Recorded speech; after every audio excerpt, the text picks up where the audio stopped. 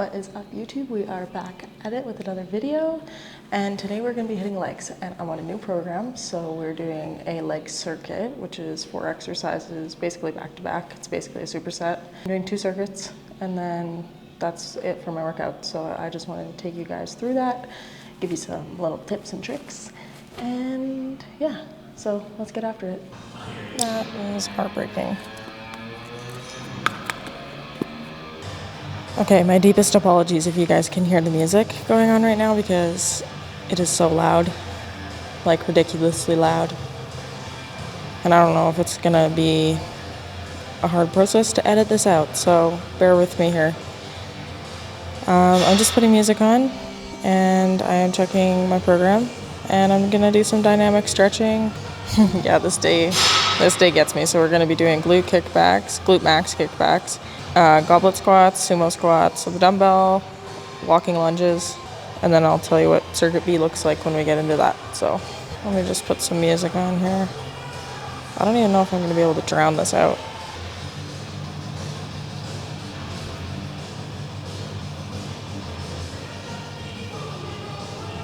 So my dynamic stretches, they usually vary because I'm doing squats today. I like to do a little bit of dynamic stretching in the positions that I'm going to be in the future. So some leg swingies because I'm doing kickbacks, some hip opening stretches because I'm doing some squats.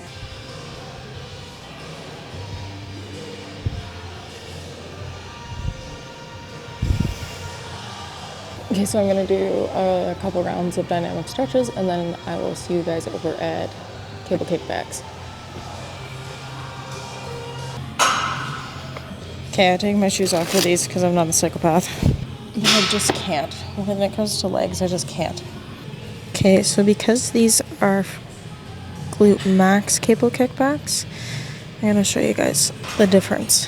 So how I normally do cable kickbacks if I want to target my upper glute is pull it back, step over the cable, and I kick back. And it really gets this part of your glute.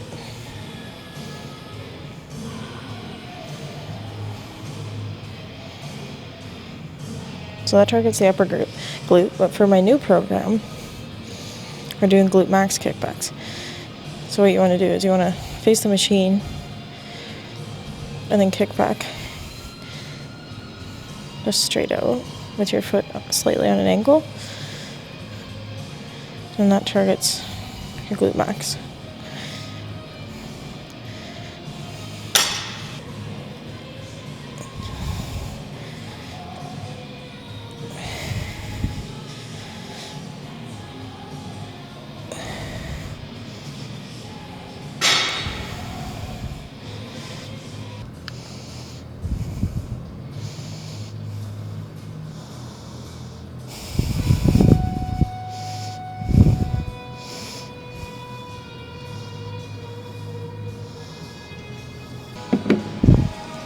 Okay, so for goblet squats, you're gonna grab your weight or just your body weight if you're not comfortable with holding a dumbbell yet. You're gonna place your heels on the plate that I had grabbed and put on the floor. And you maneuver the dumbbell and hold her like this and angle your toes out.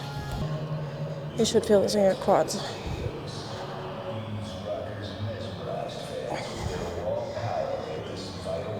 Okay, next we have sumo squats. So you want to be more than shoulder width apart. Have your toes pointed out a bit, not so much that it's uncomfortable. And once I'm down here, I kind of like position myself to get more comfortable. And when you lift, you want to lift into your heels.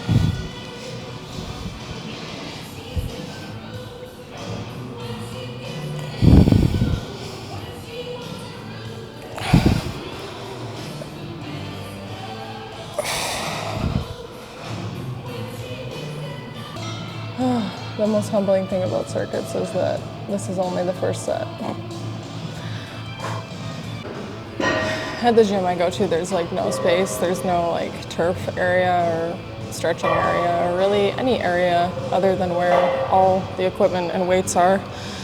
So I just have to take up some space and do my lunges right in the middle of the gym, which is, it is what it is. I'm gonna get into 20 lunges. That's the end of our first circuit. So I will repeat this circuit 2 more times, and then I'll see you guys when I start the next one. Both my hips just cracked, so that was amazing.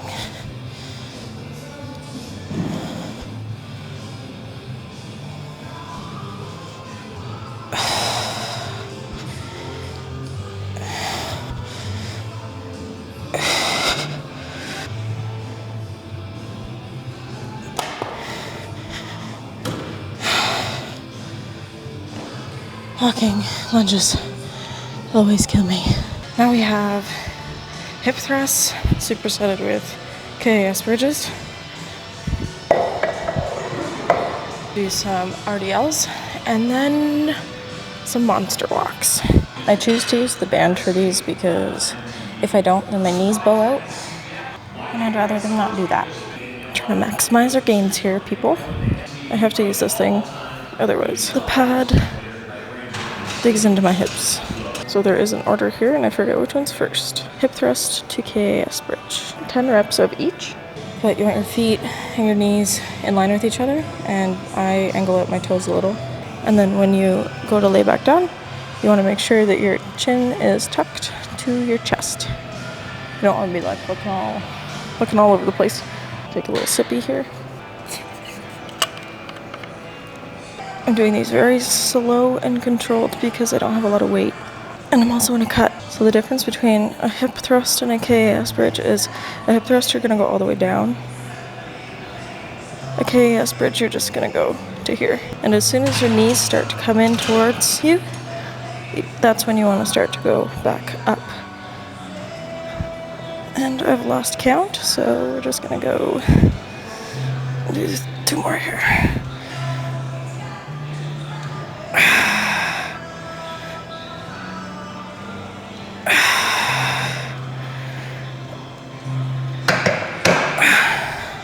My legs are absolutely annihilated right now. So now we go into KAS bridges.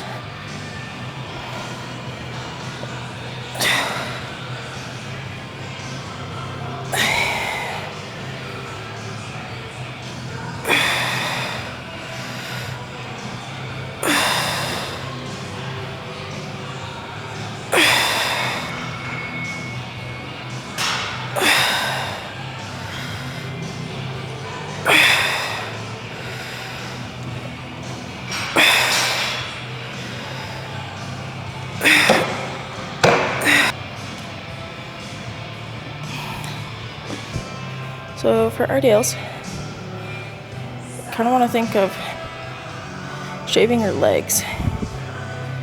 If you're male, still think of the same thing.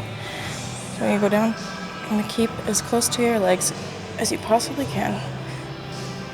When you come back up, you want to keep the tension.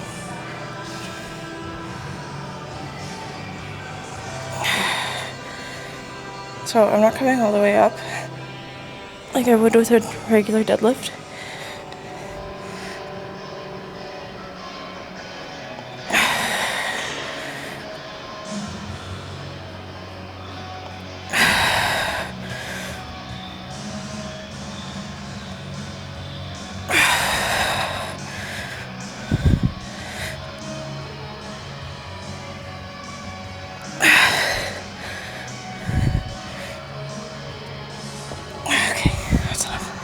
I lost count again.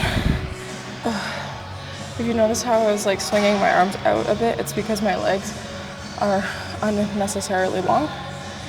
So if I just go like straight to here, I don't necessarily feel it in my glute ham tie.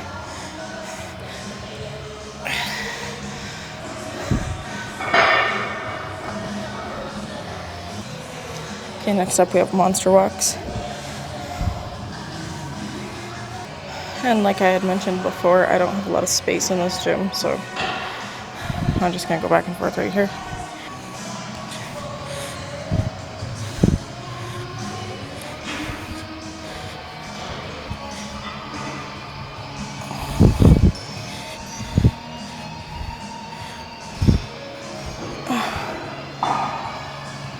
Those actually kill my glutes, holy shit. Well guys, that is all I have for you in this video. I hope you enjoyed it. Try this leg day next time you're in the gym. I promise you, you will be humbled. And thank you for watching. If you liked this video, don't forget to like, comment, subscribe, and I'll see you guys in the next one. Bye.